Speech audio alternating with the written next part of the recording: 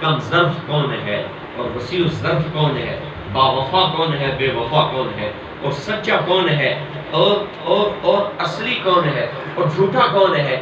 اللہ تعالیٰ فرما رہے ہیں میں دیکھنا چاہتا ہوں لیبلوکم ایکم احسن عملا، کہ تمہارے عمل کے ذریعے سے، کردار کے ذریعے سے ادھر ادھر سے جوتے پڑے اللہ کے قدموں میں آ کر گر پڑے، اے اللہ بچا، تو ہی بچائے گا۔ جب اللہ نے بچا دیا وَإِذَا نَعَمْنَا عَلَى الْإِنسَانِ أَعْرَضَ وَنَأَىٰ بِجَانِبِهِ، اب اللہ کو بھول گیا، کس نے بچایا؟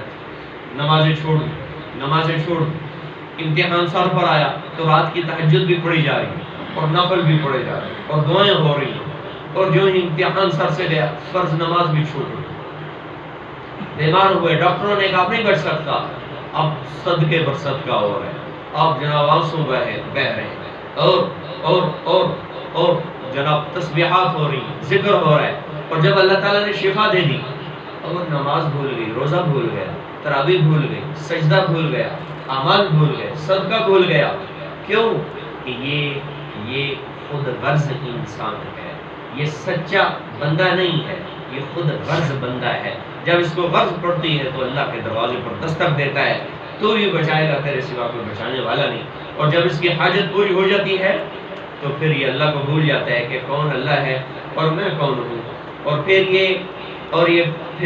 پھر اپنے آپ کو اور اللہ کو کیا بھولنا ہے، یہ حقیقت میں اپنے آپ کو بھولتا ہے اور آخرت کے اپنے حصے کو بھولتا ہے۔ اس وجہ سے اللہ تعالیٰ فرما رہے وَمَن يَبْخَلْ فَإِنَّمَا يَبْخَلُ عَن نَفْسِهِ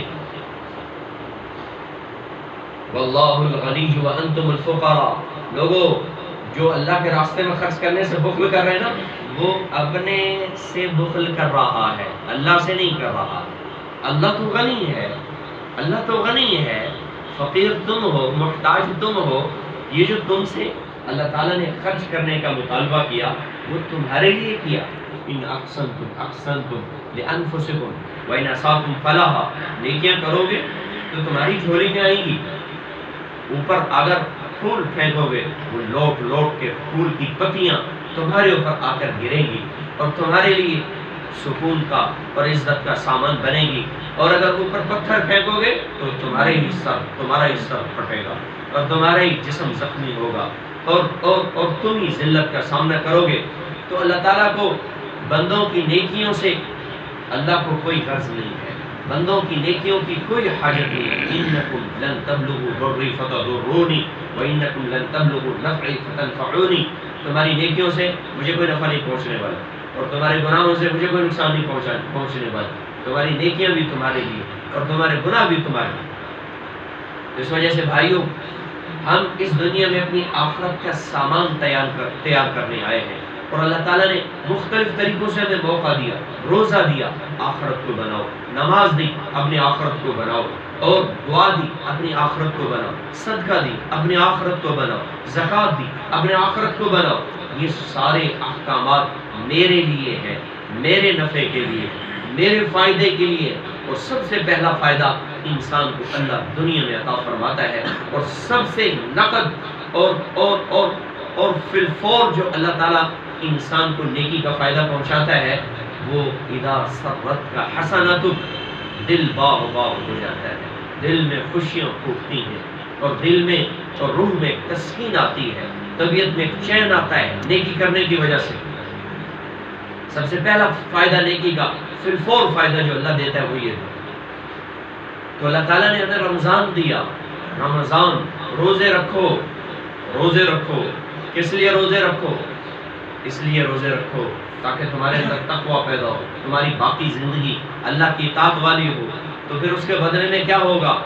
آپ فرما رہے تھے ابو سفیان کو، یا ابا سفیان جئتکم بکرامت الدنیا والآخرہ، اے ابو سفیان میں تو وہ دین لے کر آیا ہوں جس پر عمل کرنے کی وجہ سے اللہ دنیا میں بھی عزت دے گا اور موت بھی ٹھاٹ کے ساتھ آئے گی، موت بھی قابل رشک ہوگی، اور قبر بھی جنت کا باغ ہوگی، اور میدان محشر میں جب نافرمانوں کو اور متکبروں کو اور ظالموں کو اور سفاکوں کو لایا جا رہا ہوگا، اور وہ اس حال میں ہوں گے کہ ذلت ان کے چہروں پر چھائی ہوئی، اور ان کے گلوں میں توق ہوں گے، اور ان کے پاؤں میں بیڑیاں ہوں گی، اور ہاتھوں میں ہتکڑیاں ہوں گی، اور ان کو گھسیٹا جا رہا ہوگا، اس وقت اس کے سر پر تاج ہوگا، جنتی کو اللہ تاج پہنائے گا. وہ کیسا تاج ہوگا؟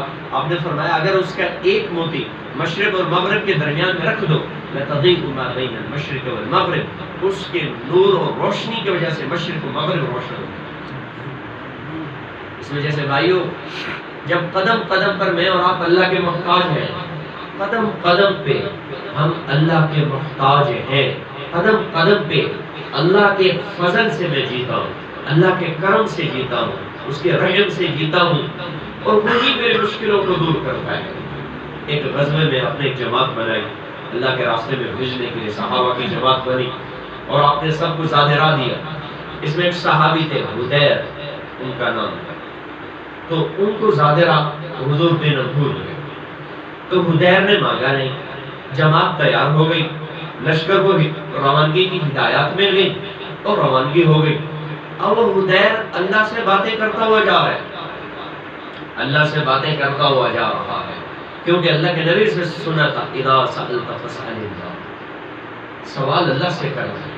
تو اللہ سے باتیں کیا کر رہا ہے؟ یا اللہ تیرے نبی نے دیا نہیں، بھول گئے، میں نے مانگا نہیں، تو جانتا ہے حدیر کے پاس کچھ ہے. خدا بندہ میں تجھ سے سوال کرتا ہوں، میں کسی سے سوال نہیں کروں گا. ہاں میری بھوک اور پیاس کو مٹانے کے لیے تیرا نام تھا. مجھے جب بھوک لگے گی تو میں کہوں گا سبحان اللہ، ساری پاکیاں میرے رب کے لیے ہیں، ساری تعریفیں میرے رب کے لیے.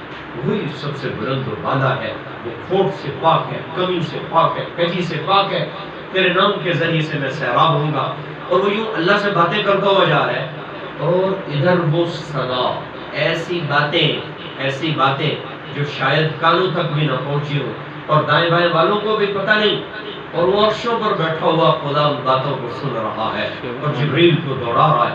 اور جبریل آئے، یا رسول اللہ آپ نے حدیر کو زاد راہ دیا تھا. تو آپ کو ایک دم یاد آیا، نہیں حدیر کو تو میں نے نہیں دیا. کہ یا رسول اللہ وہ تو اللہ سے راز و نیاز کرتے ہوئے اور باتیں کرتا ہوا جا رہا ہے. تو یا رسول اللہ فوراً اس کا زاد راہ تیار کریں، سامان تیار کریں، اور کسی صحابی کو دوڑائیں. یہ جورف مقام پر مدینہ سے تھوڑا باہر نکلے تھے، تو کسی کو بھیجیں گھڑ سوار کو، وہ اس تک اس کے سامان کو پہنچائے. آپ نے وہ سامان اس کا تیار کیا، اس کو دیا. پھر آپ نے صحابی کو کہا حدیر جو کہے نا یہ زاد راہ لے کے، یہ سامان لے کے، جو وہ کہے نا اس کو تو نے غور سے سننا، مجھے بتانا ہے حدیر کیا کہہ رہا تھا. تو جب یہ صحابی گھوڑے کو دوڑاتے لشکر کے قریب پہنچے، حدیر کہاں، این حدیر؟ تو حدیر نے کہا لبیک میں حاضر ہوں. تو حدیر کے پاس وہ سامان ہے کہ اللہ کے نبی نے بھیجا، حضور بھول گئے تھے، جبریل کے ذریعے سے اطلاع ہو. حدیر ایسے آسمان کی طرف نظر اٹھا کے کہتا ہے الحمدللہ الذی ذکرنی من فوق سبع